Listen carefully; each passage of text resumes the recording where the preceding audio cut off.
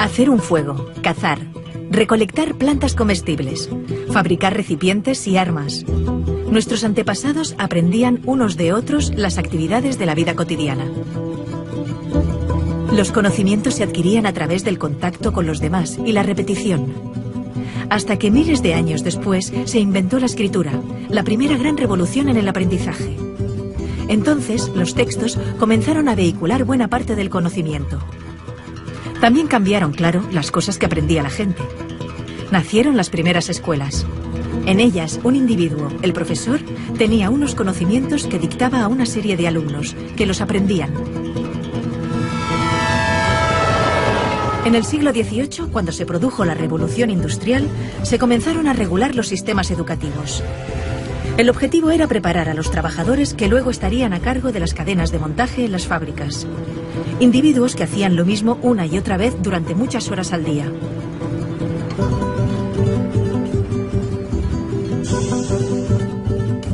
La escuela que se inventaron seguía ese patrón. Todos los niños repetían y repetían de memoria determinados conocimientos.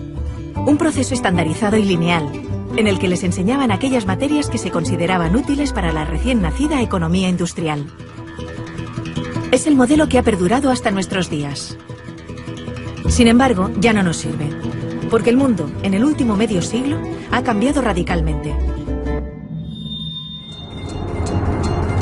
Los avances espectaculares que se han producido en ciencia y tecnología han hecho, por una parte, que pasemos de ser una sociedad industrial basada en la producción masiva de objetos a una sociedad de servicios y de información, en la que el motor son las ideas y la creatividad, la capacidad de inventarnos nuevos oficios más acordes al siglo XXI.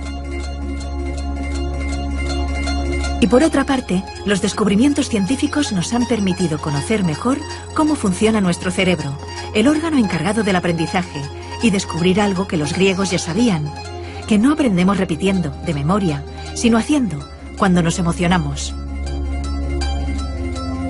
Por eso, hay que transformar la escuela de arriba a abajo. Necesitamos un sistema educativo que mediante el aprendizaje social y emocional fomente la educación personalizada, que potencie el desarrollo de cada individuo, que estimule la creatividad, la pasión, la energía, el talento. Porque nuestro futuro está lleno de nuevos retos que requerirán nuevas soluciones. Y estas dependerán de cuán creativa, vital y variada sea la gente. Y también feliz. Y para ser feliz necesitamos realizarnos y desarrollarnos. Descubrir y cultivar aquello que nos motiva y hace sentirnos bien. Bienvenidos a la escuela del siglo XXI.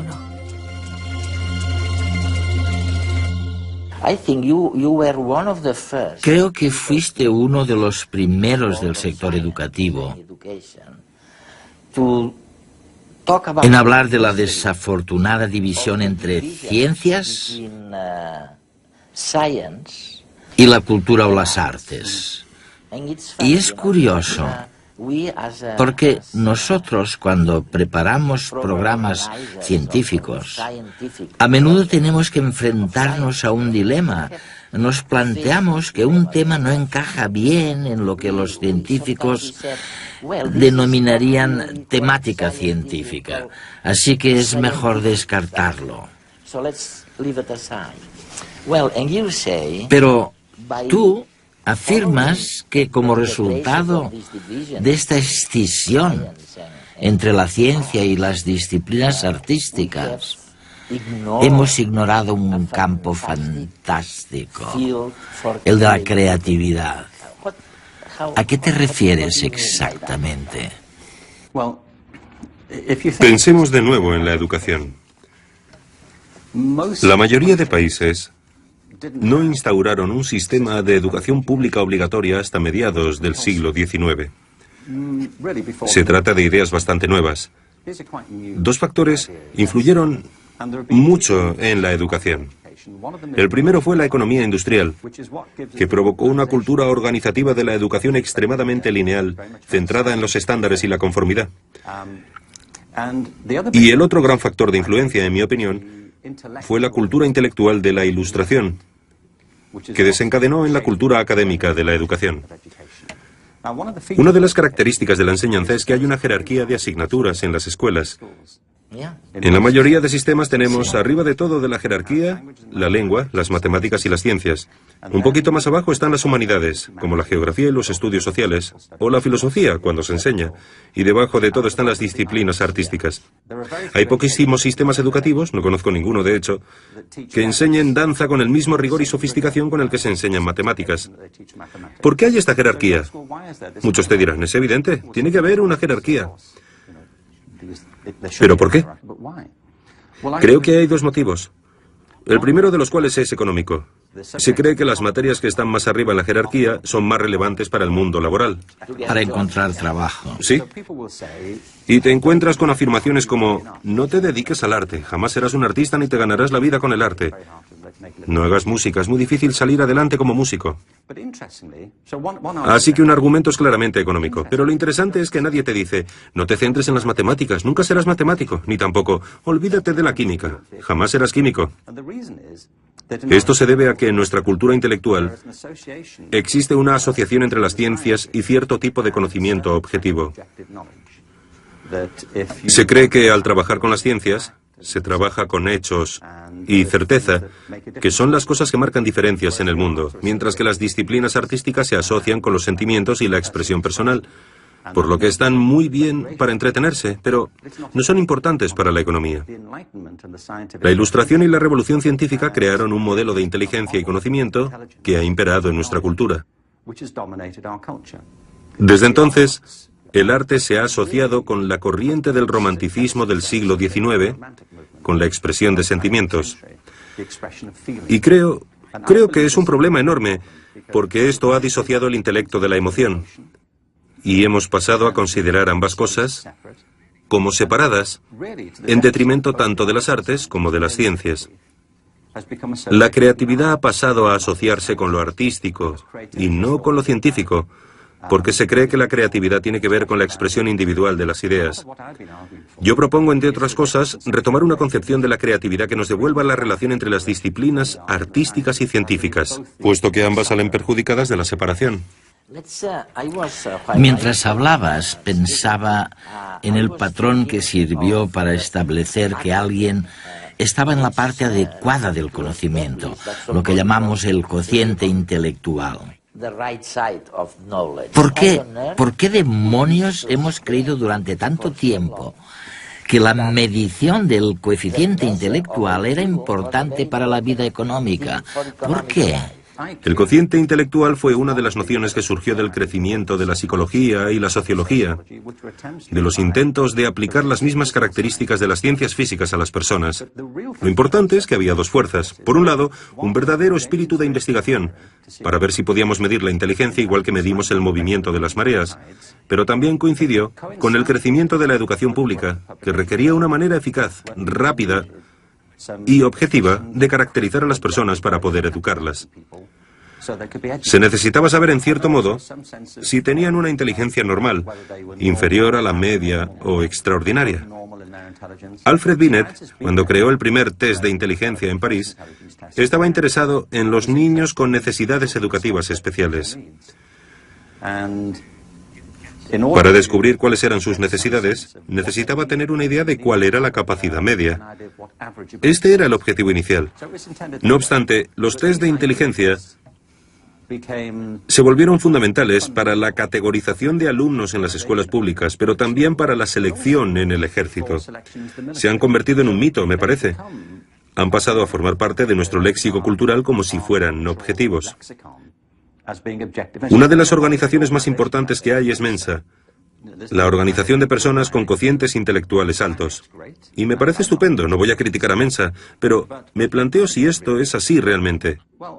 En realidad, el test de inteligencia solamente mide la capacidad de hacer test de inteligencia. Hay personas a las que estos test se les dan muy bien. Si queremos saber lo inteligente que es alguien, por lo menos deberíamos aceptar que la inteligencia entraña mucho más de lo que se puede medir en un test de inteligencia. ¿No deberíamos incluir también otras preguntas? Como por ejemplo, ¿sabes componer una sinfonía? ¿Sabes interpretarla? ¿Gestionar un negocio de éxito? ¿Sabes bailar? ¿Sabes escribir una poesía que conmueva a los lectores y les haga llorar? ¿Tienes empatía? La empatía, sí. Si el ser humano solamente tuviera las habilidades que se miden en los test de inteligencia, la mayor parte de la cultura humana jamás habría existido. Yo no querría vivir en un mundo así. ¿Tú sí? No. Tenemos una visión de la inteligencia muy reduccionista.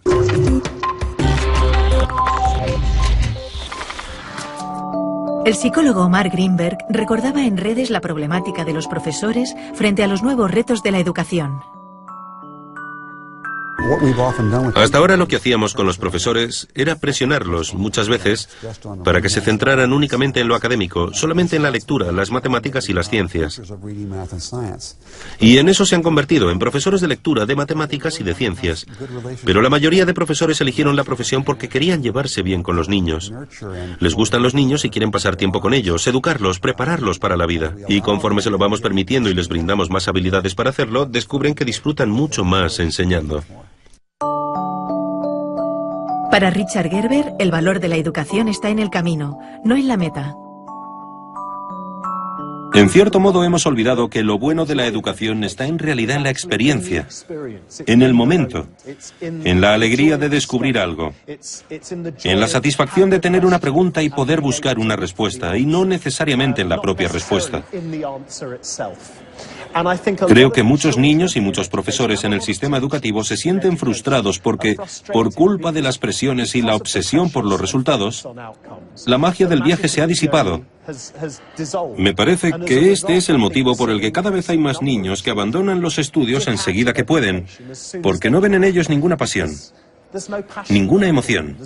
Y es a raíz de esta fijación con el destino final que ignora la alegría de lo que pasa por el camino. Pero, ¿cómo voy a estar atento en clase? Datos y datos, fórmulas, información... Si ya no me acuerdo de lo que estudié el año pasado. Que si la capital de Ecuador es Quito... Pero estoy seguro que eso está en Google. Me parece que nos enseñan igual que antes. Nos educan igual que a mis padres y a mis abuelos. Y a los padres de mis abuelos. Así es difícil estar motivado. Ahora se ha puesto de moda decir que tenemos TDA, porque creen que no atendemos en clase. Algunos niños sí que tienen un problema y necesitan pastillas. ¡Todo pastillas! Pero a otros lo que nos pasa es que estamos muy aburridos. Porque con las cosas que nos gustan podemos pasarnos horas y horas. Porque en lugar de darnos pastillas, no intentan motivarnos para que seamos creativos, para que inventemos, para que soñemos, que nos den ganas de aprender. Pero si vivimos en una época súper chula, tenemos el mundo a nuestro alcance. Con un clic. Yo me paso horas navegando por internet, mirando vídeos, jugando. No sé, es que en el cole me duermo. Piensen en ello.